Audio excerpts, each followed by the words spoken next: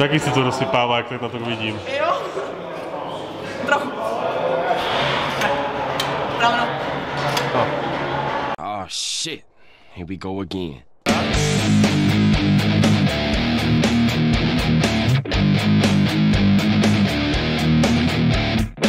Čau lidi, já jsem Kapr a vítám vás u mého nového videa. Líčky, dneska jsem se rozhodl, že si trochu přivstanu a že se pojedu podívat do Prahy, do Motole na Trabant Sraz a Trabant burzu. Doufám, že tam třeba i něco nakoupím na svého Trabanta, když jsem se teda zapřísahal, že tam na něj moc kupovat věci nebudu, ale víte co, člověk, když je dobrá cena, tak prostě neodolá. A mám se tam sejít ještě s jedním youtuberem, Javeťákem. Takže se pohodlně usaďte a užívejte si tohleto videjko.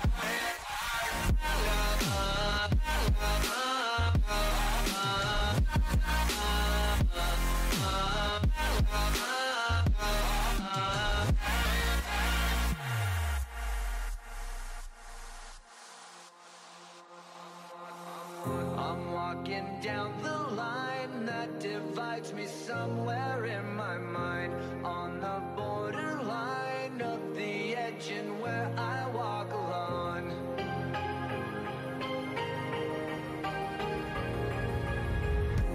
Between the lines, what's up and everything's alright. Check my vital signs and know I'm still alive and I walk alone.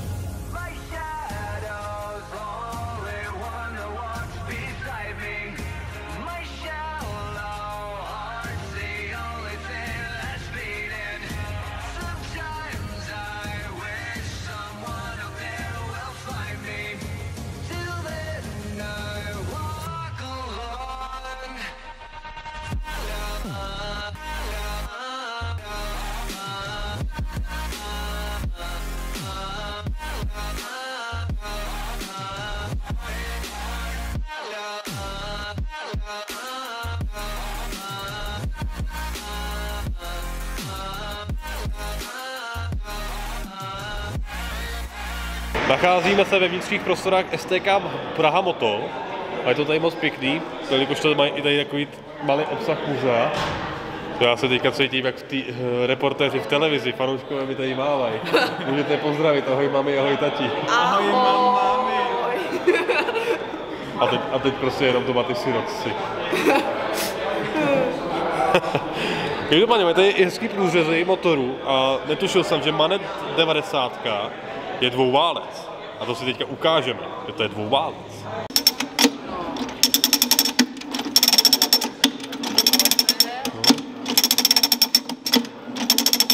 Zajímavý. Skoro jak Trabant. Taky si to rozsypává, jak tak na to vidím. Jo. Trochu. Rovno. Tento výrobek spatřil světlo světa v roce 1965. je to jedna z posledních na provedení kombíko před zájem výroby modelu 601. Tak vizuálně je to v původním stavu, já jsem majitelem 24 let a v podstatě jsem to koupil jako takový vrak, s tím jezdili kluci na poli. No, tak jsme to dali dohromady a nejideál byl asi někde na Moravě na srazu, do Německa se podíval, no a teď je v muzeu v Plzni. Tenhle Trabant je k vidění pro vás všechny v muzeu v Plzni. Měřítko 1:1, žádný modílky. Úplně se cítím jak ten německý důchodce, co si to tenkrát koupil a takhle si to valil pro ty rohlíky a pro 3 lahváče. No to jo, no. Kvalitní stroj? Kvalitní stroj, ale já jsem zvyklý prostě na tu babetu, že vidím kompletně celý říkají, zahýbej to se. Že jo? Na tohle bych si rozbil držku. To jo, no. Dvakrát jsem jel na skútru a rozbil jsem si držku jenom kvůli tomu, že jsem neviděl prostě přední kolo. Ale to je hrozný na těch skútrech. Já to nemám rád, jako. Právě, já to taky nemám. Prostě máš to kolo vidět a ne to mít prostě nějaký obří blatník, nějaký přepákování a tady řídítka. Člověče, tohle to je spojka. Měla by být? No, tohle je přední brzda, tohle je zadní brzda. Dokonce funkční. Ale má to zajímavý jako to, že takhle si tam dáš celou nohu. No. Když si takhle řadíš, to je hrozně pohodlný. Jako celkem jo, no, jde to.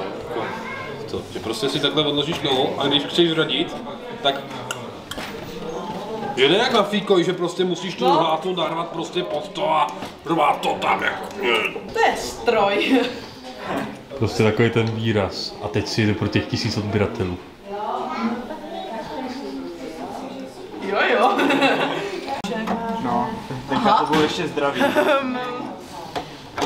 No, potom přišel ten na ten kazi svět a celý jim to tady rozbil. Já? To už bylo. Já jsem se zabil. Jako vypadají super. Jako ETčko asi na mě nehledej, ale...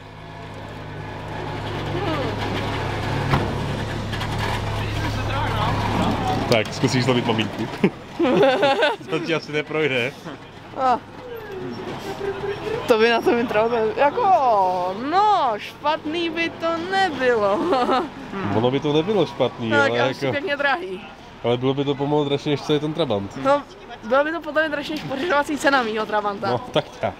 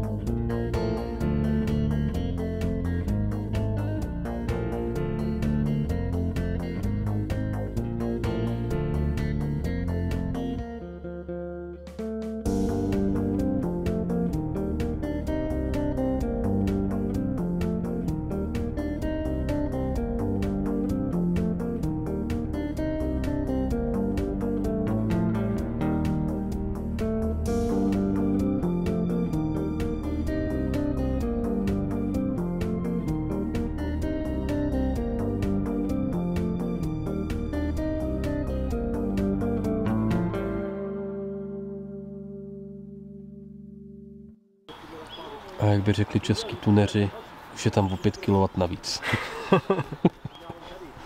A tím, že to je kaprčeno, tak minimálně o 15.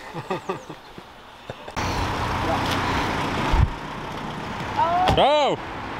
Líčky, jen tak v rychlosti jsem si prolít burzu a našel jsem super kousek, ale jakože fakt topovku, super kauf. A já vám ji ukážu. Topovečka, topovka. Když vám řeknu tu cenu, tak mi budete závidět, protože to jsem koupil za litr. Trabanťáci ví, že to je fakt jako hodně dobrá cena, protože Trabant Shop Kitka, nebo jak on to tam má přesně napsaný, jak se jmenuje, tak jenom vlastně tuhle tu jednu část, jo, vlastně tenhle ten obrouček, jak tady máte na to, na světlo, na blinker a tak to prodá za 680 Kč. A já to mám vlastně takhle komplet celý vlastně přední čelo. Brejle, že jo. Tak přátelé, já se s váma pro tohleto video loučím. Tohle to byl Trabant Sraz a Trabant Burza v Praze v Motoli 2023. Já jsem velice rád, že se na tohle video podívali až do konce. Budu velice rád za to, když mi tady hodíte lajčisko, komentářisko, po případě odběr mého kanálu, pokud ho nemáte. A nezapomeňte navštívit i kanál mého YouTubeového kolegy Javeťáka a lupněte mu tam ten odběr taky. Společně se uvidíme u mého dalšího videa. Do té doby. Čau, čau.